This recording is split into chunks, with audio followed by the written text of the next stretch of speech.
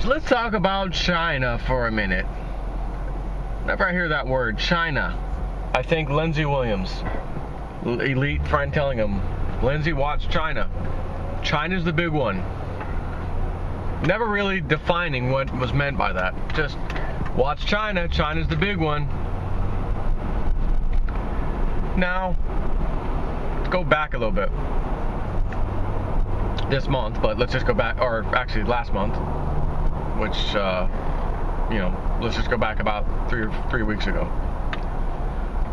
China devalues its currency like 2 or 3%, and then another 2-3%, whatever. It's like a total of 5%. They devalued their currency. When a country devalues their currency, any other country that was competing with that country on anything, exporting anything, all of a sudden just found themselves outmaneuvered. Now the same exact service or item or whatever you're exporting against China, who's exporting the same thing, they win. Why? Because they just devalued their dollar, which means they can provide their services and products to the world a little bit cheaper. The rest of us don't really like that. America didn't like it. Next thing you know, a massive explosion at a chemical plant in China happens. The video that has been released of that is unbelievable. It is so powerful. Coincidence. Accidents happen all the time, right? Coincidence. China, shortly after that, dumps $100 billion in U.S. treasuries. Unbelievable amount to just dump so quick. China experiences another and then another chemical plant explosion, totaling now 3 in literally the span of 3 weeks, something like that, if that, 2 to 3 weeks. So take your monkey mind, nonsense, emotional self out of it for a second, and let's just look at statistics. Go into computer mode. What are the chances that a massive chemical explosion at a chemical plant would happen just randomly? And then whenever you say, okay, how frequently has that kind of thing happened? You take that number, and then you say, what are the chances of 3 of them happening literally back to back in about a 3-week period of time? When prior to this devaluing of their currency and dumping $100 billion in U.S. Treasury bonds, this type of thing never really happened. The long story short is that the statistics tell you it is astronomically impossible for that to have occurred by chance, coincidence, bad management at the plants, the chemical plant. No. So what do we hear today and actually yesterday? China has sent, I think, 5 or so warships right off the coast of Alaska. Interesting spot. Mainly, let me just tell you what I'm thinking.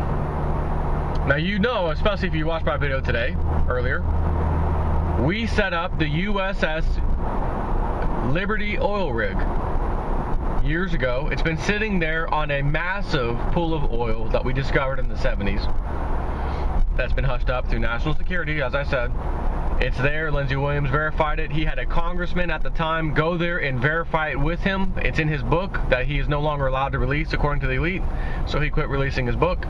I have his book because I got it back in 2007 or 8. It's called The Energy Non-Crisis. I read it. It's stuff he's been talking about in his videos. But so let's just think about this for a second. The ultimate plan for us was to go and have these little Middle East uprisings, give it to the Muslim Brotherhood. By the time we're ready to pull the trigger on the economy, we'll have ample room to just say, look, the Middle East is in turmoil, and because they're in turmoil, oil prices are skyrocketing, and because oil prices are skyrocketing, the Federal Reserve can't keep a handle on the economy. They'll start playing back Ben Bernanke's statement when he said if oil goes over $120 a barrel, we can't really deal with that as the Federal Reserve. All bets are off. to let you see, oh yeah, he did say that. Oh yeah, the Middle East, we can't control that. So yeah. When in reality, it was us from the beginning causing all this. And it leads to these high prices in oil at Saudi Arabia, which makes us say we don't have a choice but to devalue our dollar or devalue the bonds, one way or the other, but you pretty much devalue the dollar, causing the Middle East oil-producing nations to say, screw you guys, I'm not selling you anymore because you just devalued all these U.S. Treasury bills I'm sitting on. We would say, sorry about that, but okay, we understand, because that's exactly what we wanted. And we'd feel some pain for a little while. And then, as Lindsay said, miraculously, you'd hear we found this huge pool of oil, and we're energy independent. We just found it. Oh, my God.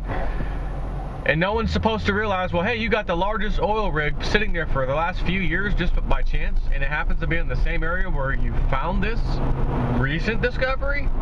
Hold on a minute. Naturally. So I see China sending 5 warships off the coast of Alaska, where this oil discovery was found in the 70s. And if China were to do something over there, like, I don't know, attack the oil facilities, whatever, that are over there,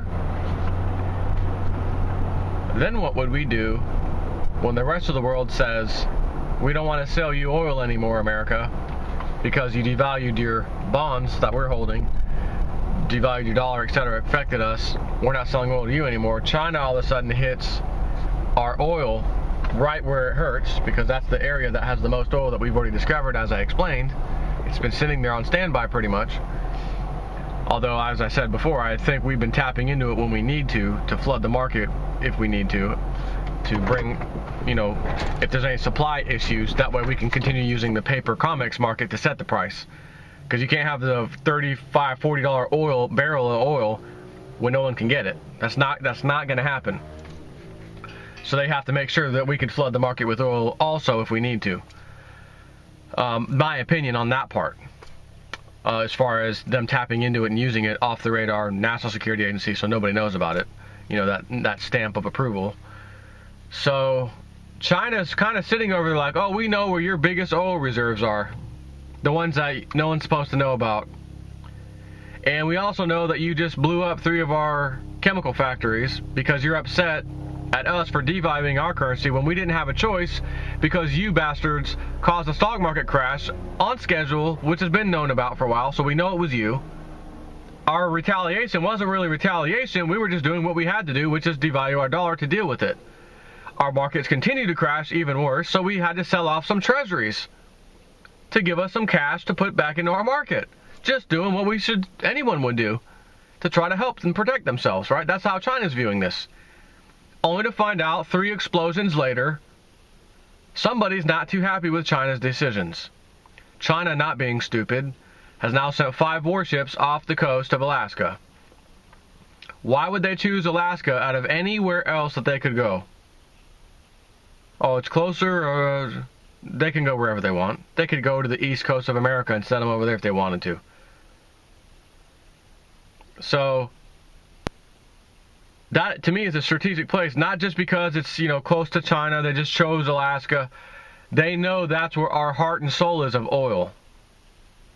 So should war break out, or maybe we're going to start seeing some accidental chemical plant or oil plant explosions in America, China's going to allow, we don't know what you're talking about. We don't know. We didn't do anything. You guys are playing this game, we'll play it too. Just an accident happened. Don't look at us. So you can kind of see, some potential outcomes here if it goes this way. I don't, I gotta say, I don't think it's going to go that way right now, but at the same time, is there anybody out there that predicted China's going to send 5 warships off to the coast of America? Is there anyone that predicted that recently? Like, oh, I'm expecting them to come bring warships over here? No. So having said that, war can start up pretty much any time. Very quick, very rapidly, escalate very rapidly. A bunch of people press the oh crap button and nukes start flying. And the next thing you know, John Teeter is 100% correct and we're living in his exact world. which would be in and of itself pretty amazing that what he said is absolutely what happened. So all we can do is kind of wait and see what happens, I guess, right? Hope for the best, expect the worst. That's how I'm looking at it. Everyone else is, no, gotta hope for the best and expect the best. You gotta be positive, man. Just be positive. Someone's punching you in the face and you're tied down, and then someone's whispering in your ear while you're getting punched in the face, just be positive. Be positive. Be happy. Don't make that face. Don't make those sounds. Be positive. Put a positive outlook on a negative situation. Don't you just hate people who throw those stupid little sayings around all over the place? Be positive. Don't, take a negative and turn it into a positive. I get what you're trying to do, but damn it, I'm a grown man and I'm a realist. Don't tell me to be positive about something that everybody should be upset about and actually do something about, such as the corrupt, rotten government. Instead, report your neighbor. Hear something, say something. Hear something, say something. Let the government know if your neighbors are talking. Where else did we see that? Oh, that's right, Nazi Germany. Ratting out on your neighbors. Nazi Germany. Is it a chance that they're already doing a light version of that? See something, say something. Oh, that's more positive spin on it. See something, say something. Okay. Yeah, I see a lot of somethings, and I say a lot of somethings to my YouTube subscribers. So, take care.